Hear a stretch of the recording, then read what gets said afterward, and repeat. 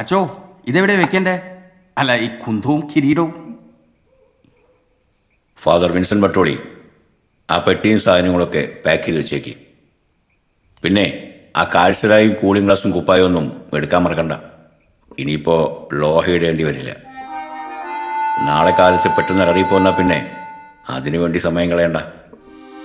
എൻ്റെ മനസ്സാക്ഷിക്ക് നിരക്കാത്തൊന്നും ഞാനിതുവരെ ചെയ്തിട്ടില്ല അച്ചോ. ഇനി അങ്ങനൊന്നും ഉണ്ടാവില്ലെന്നും എനിക്ക് നല്ല ഉറപ്പുണ്ട്.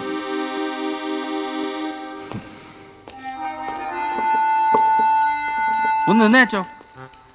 അല്ല, പള്ളി പൊളിക്കുന്ന കാര്യത്തിൽ വിൻസെന്റ് അച്ഛനെതിരാണെന്ന് വല്യച്ഛനൊരു തോന്നലുണ്ട്. ഈ ദേഷ്യമൊക്കെ അതിൻ്റെയാ.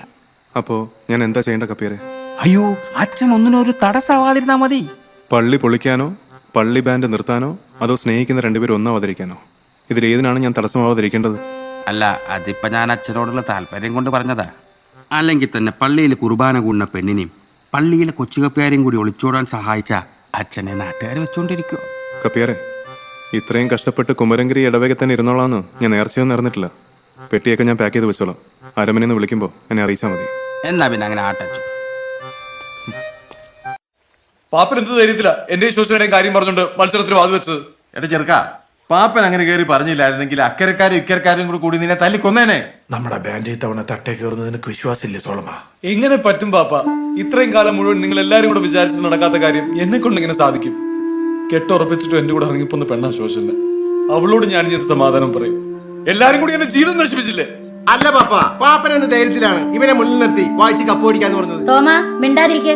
ഞങ്ങളിങ്ങനെ കുറച്ച് പേര് കൊല്ലങ്ങളായിട്ട് ഇതിന്റെ പുറകെ നടക്കുന്ന കാര്യം പാപ്പനങ്ങ് മറന്നു. അല്ല, പാപ്പൻ അങ്ങനെ പറയാനും മാത്രം ഇവൻ എന്ന വായിച്ച് തെളിയിച്ചിട്ടുള്ളത്. ഇത്തവണ തോറ്റ ബാൻഡ് നിർത്തുമെന്ന് പറയാൻ പാപ്പനാരാ? ഈ ഒന്നിനും കൊള്ളാത്തവന്റെ പേര് പറഞ്ഞ് ഞങ്ങൾ ഇതൊക്കെ അങ്ങ് നിർത്തണം. ഇത് ഇച്ചിരി കടന്ന കൈയായി പോയി പാപ്പ. ഇത്രയും കാലം ഉള്ളിൽ കൊണ്ടു കിടന്ന സംഗീതം നിനക്ക് ആരും കേൾപ്പിക്കണ്ടേ? നിന്റെ പെണ്ണിനെ നിനക്ക് വേണ്ടേ? എന്റെ സ്തപ്പാന്റെ മോനെ നീ പറയടാ, നമ്മള് ജയിക്കില്ലടാ മോനെ. പറയടാ, നമ്മള് ജയിക്കില്ലേ? തീരുമാനം ഉറച്ചതാണെങ്കിൽ ഈ ബാൻഡിൽ വായിക്കാൻ ഇനി ഞങ്ങൾക്ക് താല്പര്യമില്ല. ബാൻഡ് മാസ്റ്ററുടെ തീരുമാനം അതാണെങ്കിൽ സോളമൻ വായിക്കും മുന്നിൽ നിന്ന്. നമ്മൾ കപ്പടിക്കുകയും ചെയ്യും. ചാലിയാ പറയുന്നത്. സോളമൻ മുന്നിൽ നിന്ന് വായിക്കുന്നതിന് ആർക്കെങ്കിലും എതിർപ്പുണ്ടെങ്കിൽ ഇപ്പൊ പറയണം. ഈ ചാലിപ്പാപ്പിന് ഇത് എന്തിന്റെ കളി? കുറച്ച് നാളായി നിനക്ക് ഞാൻ ഇത് ഓങ്ങി വെച്ചിട്ട് നീ ഒരുത്തരുണ്ടാക്കുന്ന കുത്തിത്തിരിപ്പ് ഇവിടെ ആരും അറിയില്ല എന്ന് വിചാരിച്ചോ? മേലാൽ നിന്നെ ഈ ബാൻഡ് പരിസരത്ത് കണ്ടുപോരുത്. ഓടാ ഓടാ പറ്റി.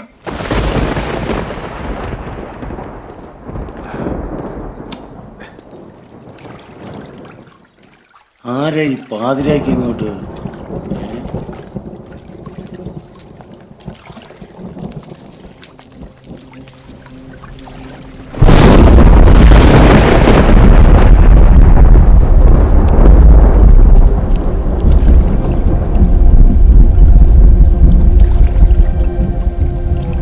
ഇനി മുതൽ ഗീവർഗീസ് ബാൻഡ് നടത്തുന്നതേ പള്ളിയല്ല, ഈ ചാച്ചപ്പനാ. അതിന് നീ എത്ര കാശ് പൊട്ടിക്കേണ്ടി വന്നാലും ചാച്ചപ്പൻ പുളിങ്കുരു പോലെ പൊട്ടിക്കും. വെറുതെ അല്ല, എന്നോടേ ഗീവർഗീസ് പുണ്യാളം പറഞ്ഞിട്ടാ.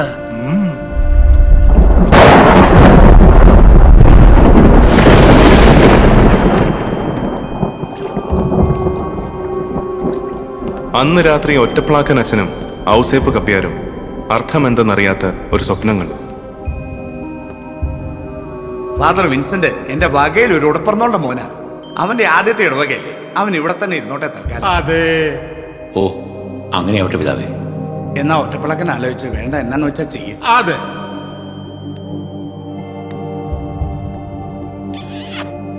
പിറ്റേന്ന് അതിരാവിലെ വിശക്കോല് പാപ്പി അക്കരെ പോയി തൊമ്മേനി ഡേവിസ് വക മാർത്താ മറിയം ബാൻഡിൽ ചേർന്നു.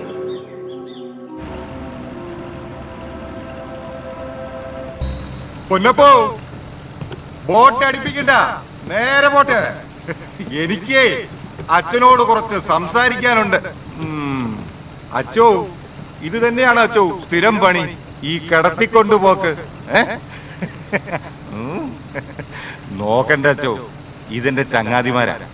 ഇത് മിസ്റ്റർ എറണാകുളം, ഇത് റണ്ണറപ്പ്. അച്ചോ, ഇന്നൊരു ദിവസത്തേക്ക് ഈ കൊച്ചിനെ ഞാൻ കിടത്തിക്കൊണ്ട് പോയിക്കോട്ടെ.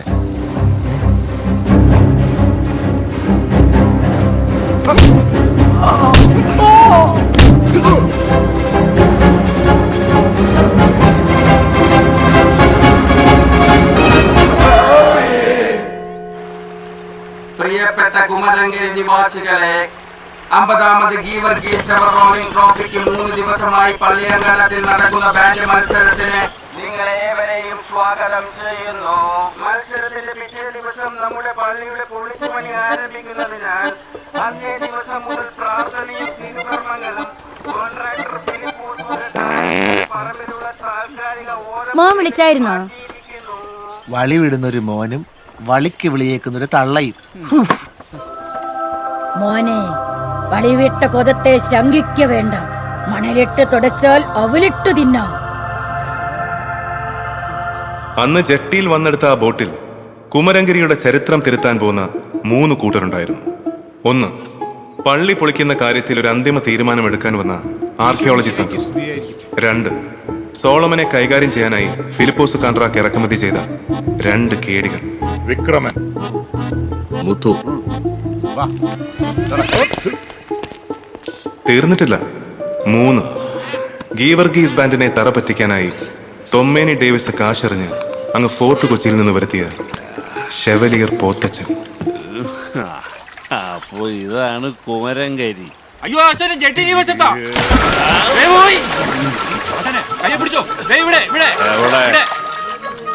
ഏതായാലും നനഞ്ഞു. ഞാൻ ആ ഷാപ്പിൽ കാണും. നിങ്ങൾ അങ്ങോട്ട് വന്നാ മതി.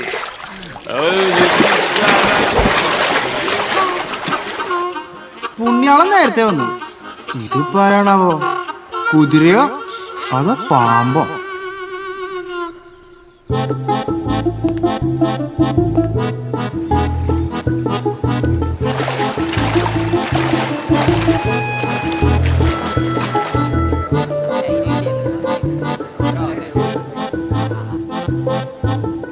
പരിശോധനയിൽ പള്ളിക്കെട്ടിടത്തിന് സാരമായ ബലക്ഷയമുള്ളതായി ഞങ്ങൾക്ക് ബോധ്യപ്പെട്ടിരിക്കുന്നു. കുമരങ്കരി പള്ളി ഒളിച്ചു പണികളല്ലാതെ മറ്റു മാർഗങ്ങളൊന്നും ഞങ്ങൾ കാണുന്നില്ല.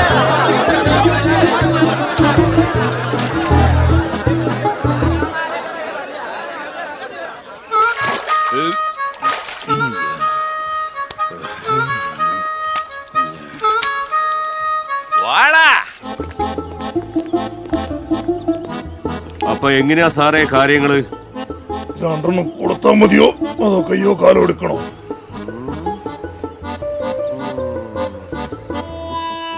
വെറുതെ 2 കുപ്പി അന്തിങ്ങടുത്ത്.